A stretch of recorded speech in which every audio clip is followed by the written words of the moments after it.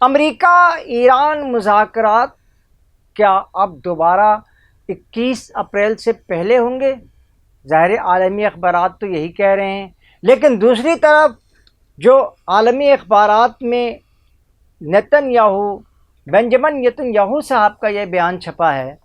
کہ ان کو روزانہ امریکی صدر جو کچھ کرتے ہیں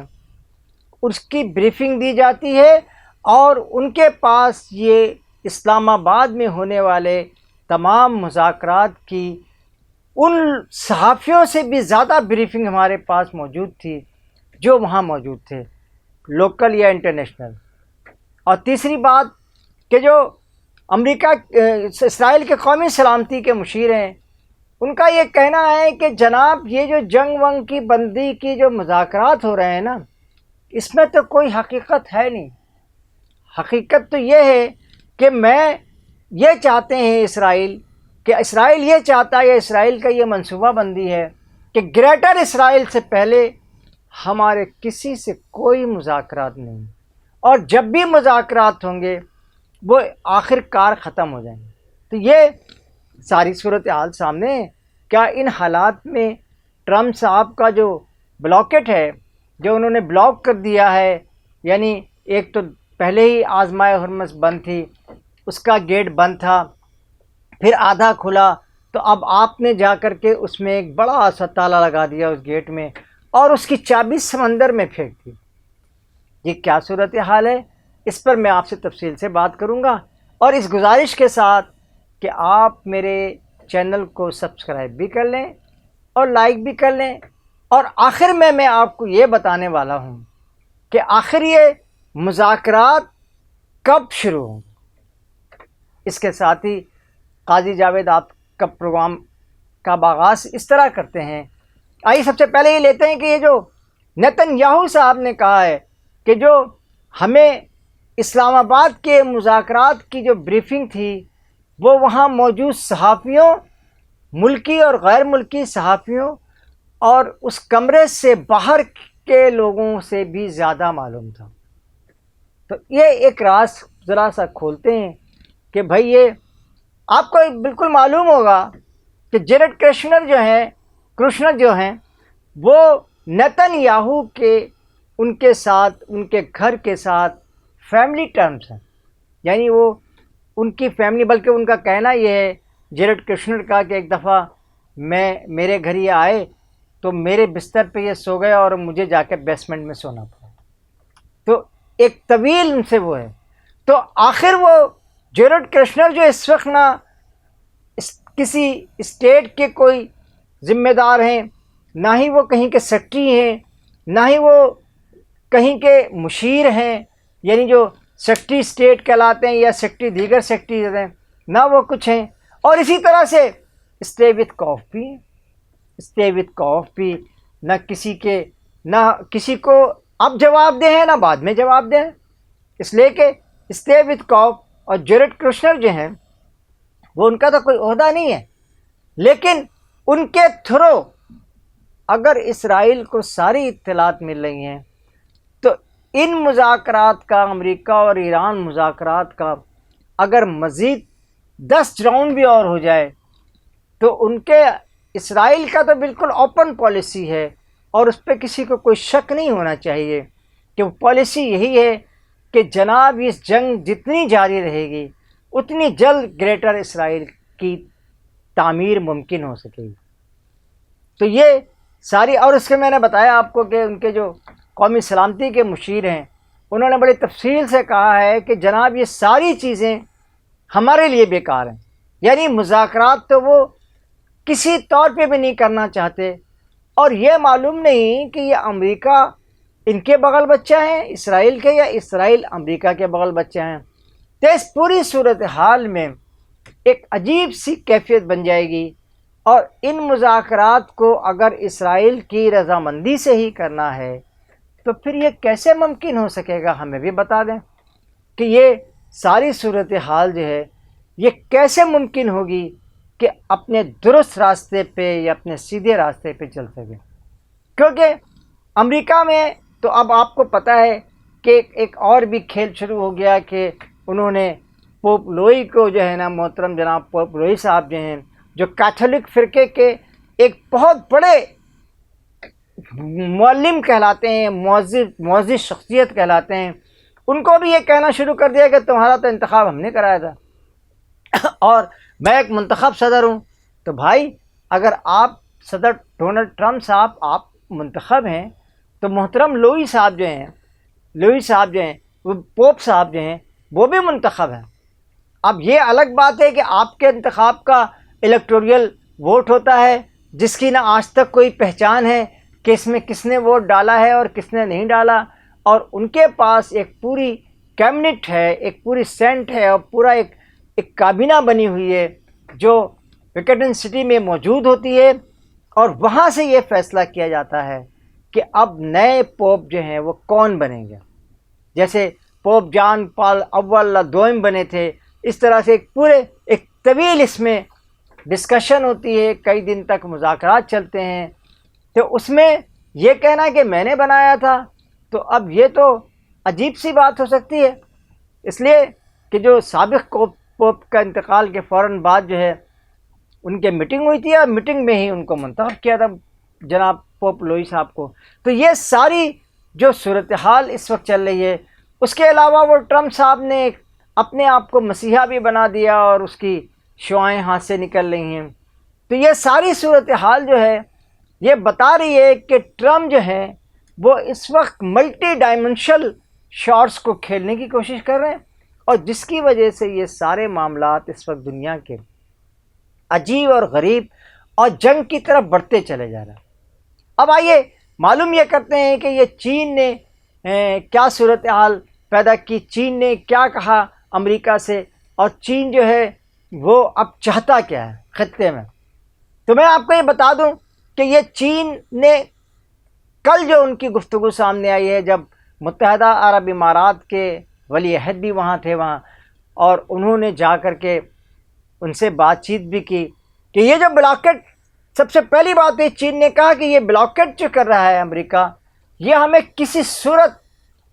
جو ہے وہ قبول نہیں۔ چین نے ایسی گفتگو کبھی کی نہیں، یہ شاید پہلی مرتبہ ہے کہ چین نے اس طرح سے دو ٹوک الفاظ میں بتایا امریکہ کو کہ آپ اپنی یہ جو پلاننگ ہے نا، یہ بلاکٹ کی یہ کر دیں گے اور یہ کر دیں گے، اسے آپ ختم کر دیں۔ دوسری بات جو چین نے کی کہ ایران کی اپنی سلامتی ہے اور اس کی اپنی جو سلامتی کے جو قاعدے ہیں، ایران کو اسی پر قائم رہنے دیا جائے، اس کو ادھر ادھر ہٹانے کی، ادھر ادھر تقسیم کرنے کی، اور وہ یہ نہیں رکھیں گے اور وہ یہ نہیں رکھیں گے، یہ ساری باتیں مذاکرات سے طے ہونی چاہیے۔ صدر ٹرمپ نے آپ کو پتہ ہے کہ یہ ایک اور بات بھی کہی جو بڑی عجیب سی بات تھی۔ انہوں نے کہا کہ یہ جو پوپ صاحب ہیں کیتھولک فرقے کے جو سربراہ ہیں اور معلم ہیں، یہ دنیا میں ایٹمی پھیلاؤ کرنا چاہتے ہیں۔ تو سب سے زیادہ ایٹمی پھیلاؤ تو اسرائیل کے پاس بھی ہے، امریکہ کے پاس بھی ہے، تو آپ ان کو بھی اسلحہ فراہم کر رہے ہیں، اور آپ یورپ کے اور ممالک کو بھی ایٹمی اسلحہ پھیلا رہے ہیں۔ تو یہ کون سا پھیلاؤ ہے؟ یعنی اگر ایران رکھے تو غلط، اور اگر آپ کسی کو دیں تو وہ 200% درست، تو ایسا تو ممکن نہیں۔ تو دوسری بات جو اس نے بتائی ہے کہ جی یہ جو ایران کے جو معاملات میں جو باتیں کی جا رہی ہیں کہ جس کو تقسیم کر دیا جائے گا اور 4 حصے بنا دیے جائیں گے، 5 حصوں میں تقسیم کر دیا جائے گا، 6 حصے بنا دیے جائیں گے، یہ ساری باتیں ختم کر دیں۔ اور جو صورتحال اس وقت چین نے بتائی، بالکل دو ٹوک بتائی کہ آبنائے ہرمز کے بارے میں ایک انٹرنیشنل سیکورٹی فورس بنائی جائے جس میں ایران کا شامل ہونا ضروری ہے اور خطے کے دیگر ممالک بھی شامل ہیں۔ اس نے امریکہ کا نام نہیں لیا۔ اس لیے اب ایسا محسوس ہو رہا ہے کہ اس جنگ میں چین کی طرف سے بھی پریشر ہو رہا ہے، اور جو ٹرمپ صاحب کے جو جہاز کھڑے ہوئے تھے اس پر بھی بڑی عجیب سی گفتگو شروع ہو گئی ہے کہ وہ جہاز صرف کھڑے ہوئے ہیں اور کچھ کر نہیں رہے ہیں، بلکہ کسی کو روک بھی نہیں رہے، کسی کو جانے بھی نہیں دے رہے۔ یہ ساری صورتحال اگر اسی طرح چلتی رہی تو ایسا محسوس ہوتا ہے کہ اب میں آپ کو یہ بتانا چاہتا ہوں کہ یہ جو میں نے بتایا تھا کہ یہ جو ہمارے جو مذاکرات ہو رہے ہیں یہ کب ہو رہے ہیں امریکہ اور سب سے پہلی بات تو آپ کو یہ بتا دوں کہ لوگ یہ بھی معلوم کرنے کی کوشش کر رہے ہیں کہ کیا یہ قطر میں ہوں گے، مصر میں ہوں گے، یا آپ کے ترکی میں ہوں گے، ترکیہ میں ہوں گے. تو میں آپ کو بتا دوں کہ پاکستان جو ہے وہ مذاکرات کے لیے ون کنٹری نہیں، اونلی کنٹری، یعنی اونلی پاکستان ہی میں ہی مذاکرات ہو سکتے ہیں. اس کی سب سے پہلی وجہ تو یہ ہے کہ امریکہ کو پاکستان میں مکمل اعتماد ہے کہ پاکستان جو ہے وہ دونوں طرف سے اچھی گفتگو کو آگے بڑھائے گا. اور دوسری وجہ یہ ہے کہ ایران جو ہے وہ صرف یہ چاہتا ہے کہ پاکستان میں مذاکرات ہو، کیونکہ ٹرکی میں بھی مذاکرات نہیں کرنا چاہتا اور دوسری طرف وہ مصر میں بھی مذاکرات نہیں کرنا چاہتا. اسے جس طرح کا یہاں تحفظ ہے. اب ان مذاکرات کے لیے یہ تو سب سے پہلی بات تو یہ کہ 20 اپریل سے پہلے ٹرمپ ان مذاکرات کو کرنا چاہتے ہیں، لیکن اس سے پہلے ایران کا یہ کہنا ہے کہ وہ جو واشنگٹن میں آپ جو کر رہے ہیں، اس کے لبنان کے بارے میں جو مذاکرات کر رہے ہیں، اس میں جنگ بندی یقینی ہونی چاہیے. وہ ایسی گڑبڑیشن قسم والی جنگ بندی نہیں ہونا چاہیے، بلکہ جنگ بندی کو مکمل کر کے اور اس کو یقینی جنگ بندی بنائی جائے، اور اس کے بغیر یہ چیز آگے نہیں بڑھ سکتی. لیکن دوسری بات جو یہ ہے کہ یہ جنگ 20 اپریل سے پہلے ہو جائیں گے، یا پھر اس جنگ کے لیے مزید 15 دن کی جنگ بندی کا اعلان امریکہ کی طرف سے کیا جائے گا.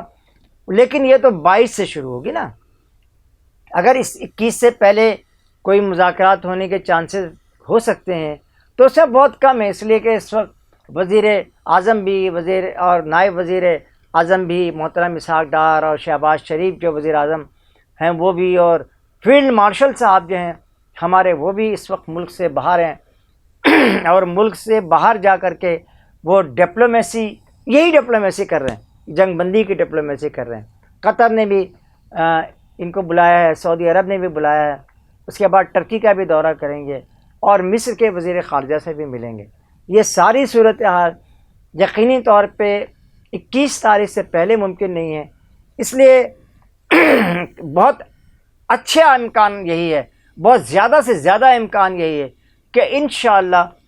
یہ جو 22 تاریخ کے بعد سے مزید اس میں 15 دن کا اضافہ ہوگا اور اس کے بعد مذاکرات ہوں گے، اور یقینی طور پہ ان مذاکرات میں کامیابی ضرور ہوگی. اور اگر اس میں کوئی، جیسے ابھی انہوں نے گڑبڑ کیا نا، امریکہ نے مذاکرات کو ادھورا چھوڑ کے چلے گئے، تو پورا امریکہ اور پورا یورپ، اور اب آپ کو میں بتاؤں کہ اٹلی نے بھی اسرائیل سے اپنے دفاعی معاہدے ختم کر دیے اور کہا کہ جی ہمیں کوئی ان سے معاہدہ نہیں کرنا ہے نا. تو یہ ساری صورتحال جو ہے مزید خراب ہوتی جائے گی. اس لیے اب امریکہ کے لیے یہ ضروری ہو گیا ہے کہ وہ اس پورے معاہدے کو یہاں سے کر کے جائیں، اور امید ہے کہ دوسرے معاہدے میں اگر جے ڈی وینس آتے ہیں یا کوئی اور آتے ہیں. لیکن ایک بات میں آخر میں بتا دوں کہ جیرڈ کریشنر اور اسٹیو وٹکوف کیونکہ سرکاری عہدہ نہیں رکھتے، اس لیے کوئی ذمہ دار بھی نہیں ہے، تو ان کی ان کی جگہ کسی اور کو بھی رکھا جا سکتا ہے، وہ زیادہ بہتر مذاکرات ہوں گے. میں سمجھتا ہوں کہ جے ڈی وینس کی اگر یہ مذاکرات ناکام ہوئے تو اس میں یہ بات بالکل واضح تھی کہ جیرڈ کرشنر براہ راست نیتن یاہو سے مذاکرات کر رہے تھے، اور نیتن یاہو تو کوئی آہو چاہتے نہیں، وہ نہیں چاہتے کہ یہ مذاکرات مکمل.